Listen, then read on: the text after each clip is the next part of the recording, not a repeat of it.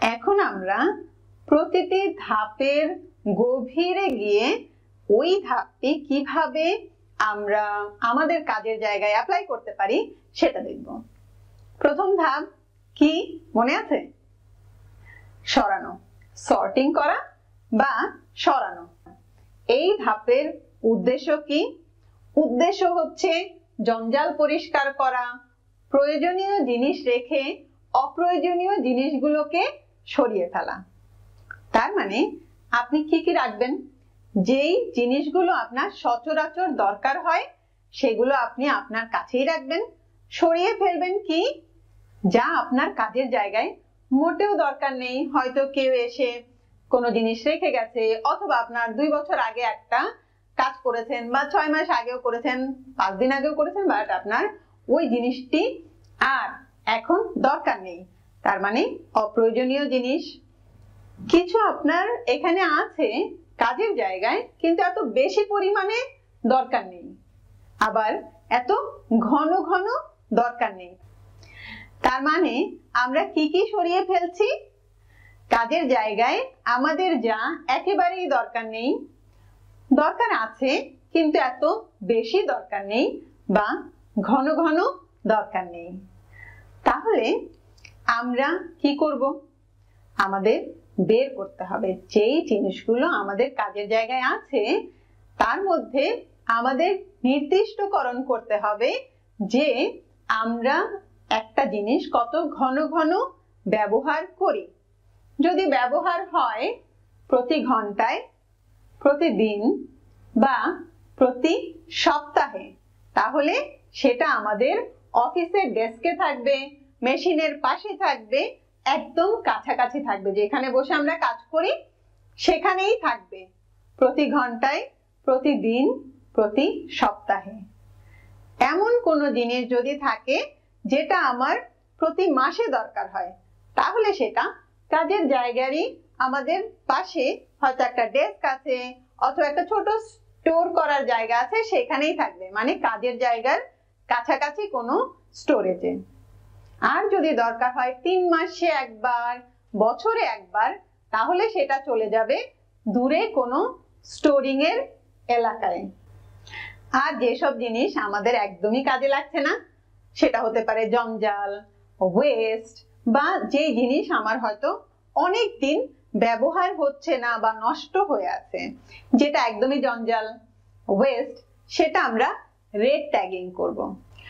আমরা একটা নতুন শব্দ ব্যবহার করেছি, রেড ট্যাগিং। রেড ট্যাগিং সম্বন্ধে আমি একটু পরেই বলবো। তার আগে আমি বলি, যে জিনিসটা আপনি দেখছেন নষ্ট হয়ে গেছে, মানে আপনার কাজের জায়গায় আছে কিন্তু নষ্ট হয়ে গেছে, আপনি ব্যবহার করছেন না, তার মানে ওইটাকে আপনার মেরামত করতে হবে, এটাও রেড ট্যাগিং হবে। এখন আপনারা একটা ছবি দেখতে পাচ্ছেন, এই যে প্রিন্টারটা ডেস্কের মধ্যে, সেই প্রিন্টারটা কিন্তু গত 2 বছর ধরে একজনের ডেস্কে ছিল।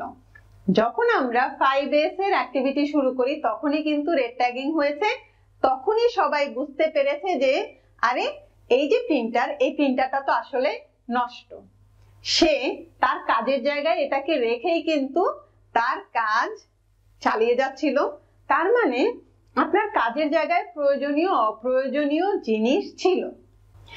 আমরা রেড ট্যাগ তৈরি করে নিতে পারি আমাদের অর্গানাইজেশনের জন্য।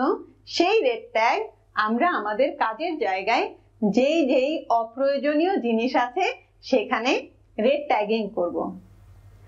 রেড ট্যাগিং করে আমরা সাধারণত কি করি?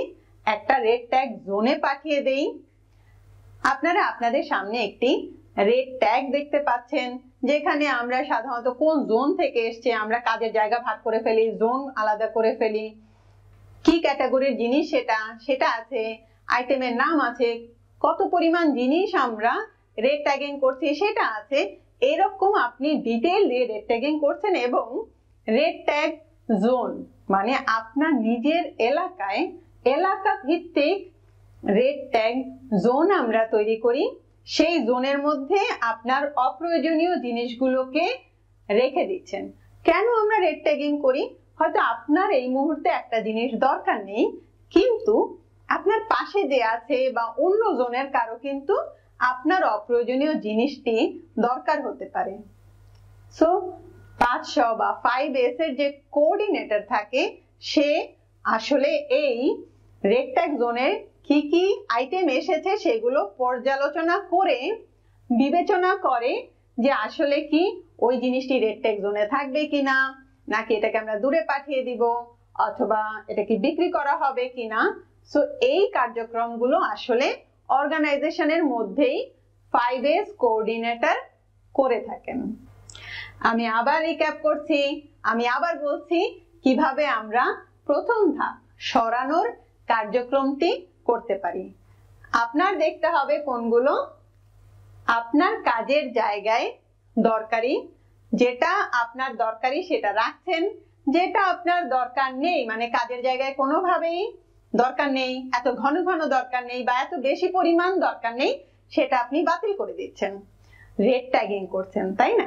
রেড ট্যাগ করার পরেই কিন্তু আমরা সেটা নিয়ে বিবেচনা করতে পারি যে ওই যে রেড ট্যাগ করা হয়েছে যেটা অপ্রয়োজনীয় সেটা আমরা কি স্টোরে রেখে দিব, এখন দরকার নেই, 6 মাস পরে যদি দরকার হয় স্টোরে রেখে দেওয়া হবে, যদি একেবারেই দরকার না হয় তাহলে সেটা বিক্রি করে দেওয়া যেতে পারে, কাউকে ফেরত দিতে পারি, অথবা অন্য কারো যার দরকার তাকে আমরা দিতে পারি।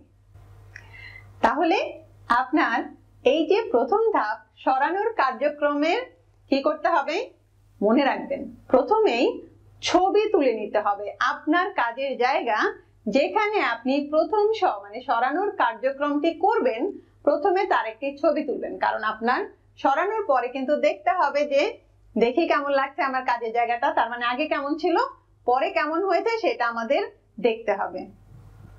প্রথমে আপনি ছবি তুলছেন, তারপর আপনি রেড ট্যাগিং করছেন, সরিয়ে দিচ্ছেন, তারপর আপনি আবার ছবি তুলছেন, তার মানে আপনার একটা ক্যামেরা দরকার হবে, রেড ট্যাগ দরকার হবে, তাই না?